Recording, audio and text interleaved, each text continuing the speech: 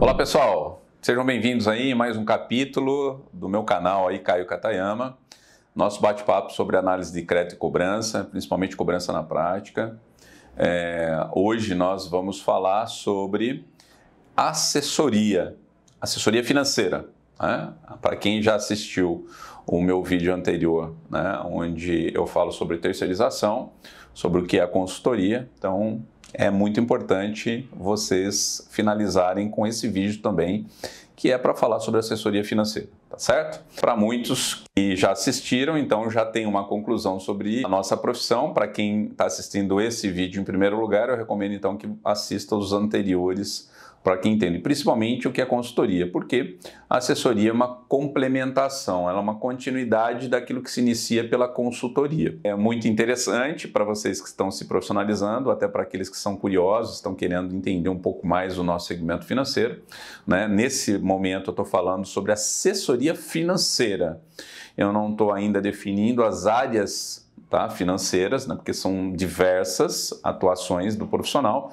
Eu estou falando de forma genérica, mas de fácil entendimento, uma linguagem que você consiga compreender, tá legal? Assessoria financeira, né, eu vou até também fazer analogia, como eu fiz nos outros vídeos, com o pessoal da área médica, para que você também tenha esse entendimento, tá ok? A comparação aí é com o dentista, né, que é o profissional da área de odontologia, ou o médico, tá? Veja aí a forma que você entenda melhor. De qualquer maneira, a referência ela se inicia, né, em primeiro, né, quando o cliente, nesse caso da clínica, o paciente, procura o dentista ou o médico, né, que é um profissional liberal, ou procura uma clínica de odontologia ou uma clínica médica, não é isso? Então, é o cliente que vai em encontro, é ele que quer, por uma necessidade ou por uma prevenção, ele procura esse profissional. E nessa consulta, mais uma vez, né, o profissional faz o diagnóstico, né, ele tenta entender o que está se passando com o seu paciente, diagnostica, né, através de um laudo, nesse caso se chama receita médica ou receita do dentista, não é assim? No caso da assessoria financeira, nesse caso a consultoria financeira, é o profissional, consultora que vai fazer o diagnóstico em cima de um laudo profissional, né, com as recomendações para a empresa fazer.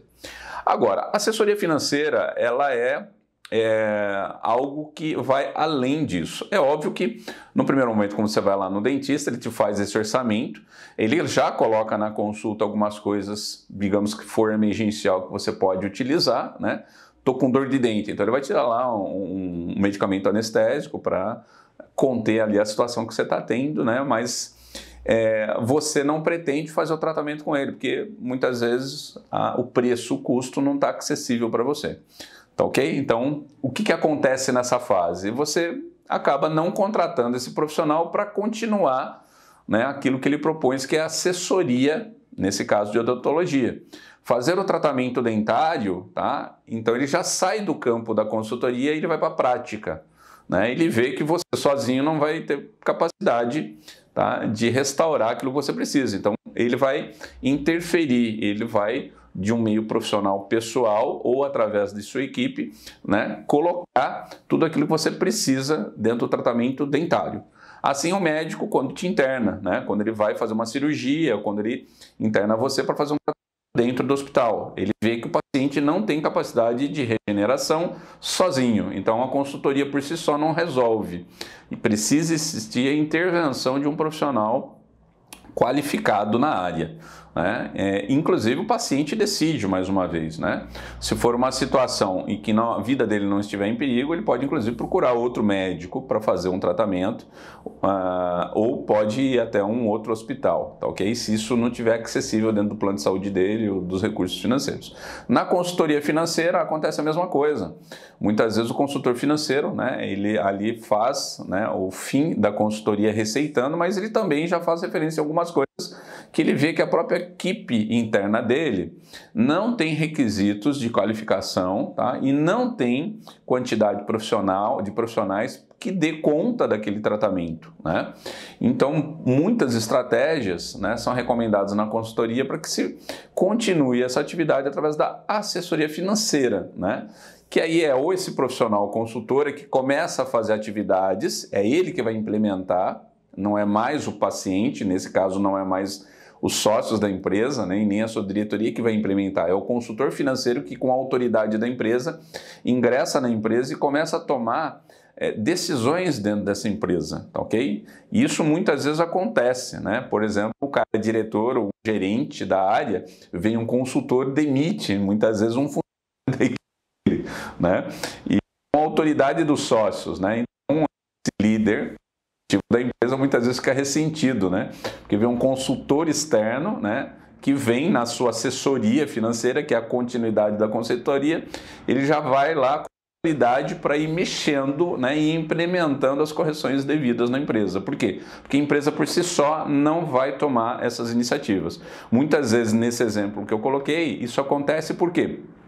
Porque o seu líder, o seu diretor, muitas vezes, ele tem ali uma preferência por determinado subordinado, né? Um gerente ou outra pessoa, e ele não toma a tratativa de demitir essa pessoa, muitas vezes, né?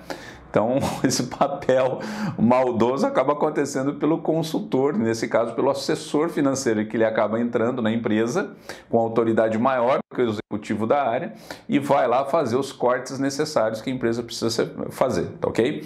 Que os sócios não querem fazer por mãos próprias e muito menos, né, quer comprometer o seu líder, o seu diretor, né, executivo ou gerente para que faça isso. Então, muitas vezes a assessoria financeira ela se dará dessa forma através do profissional.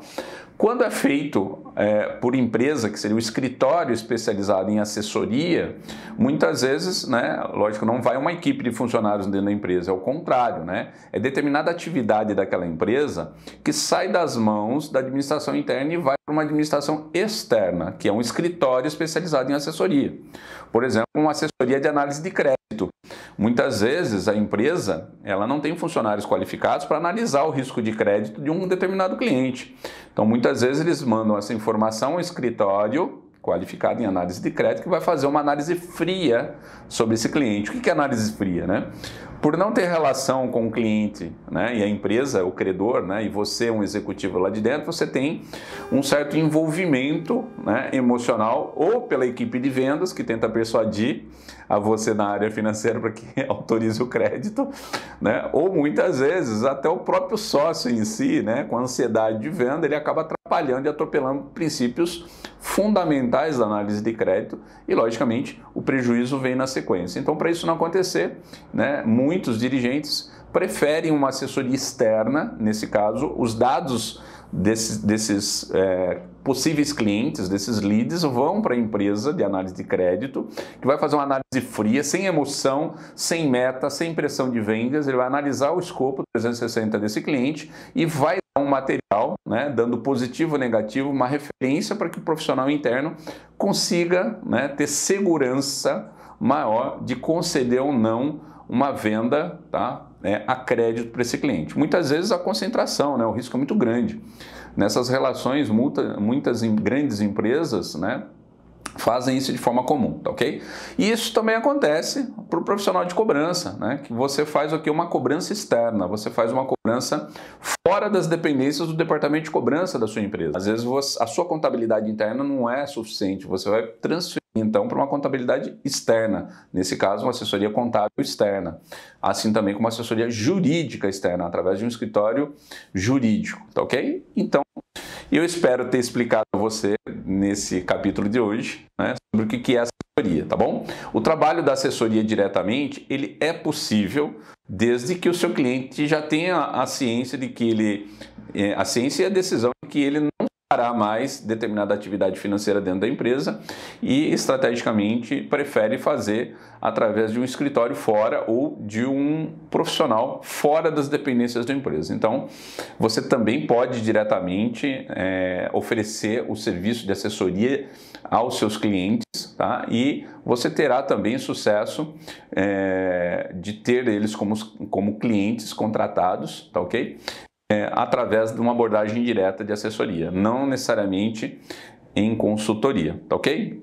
Mas, né, é muito comum, como eu disse aqui nos exemplos, que a mera consultoria gera assessoria. Isso é uma consequência muitas vezes, porque muitas empresas ou muitos empreendedores ou até profissionais, né, que sofrem, né, na sua área com a sua gestão, né, ela precisa buscar profissionais qualificados de forma que não sejam funcionários, não seja alguém que esteja amando, né, e que sim tenha um DNA do seu trabalho, tá? O que diferencia muito de terceirização, tá?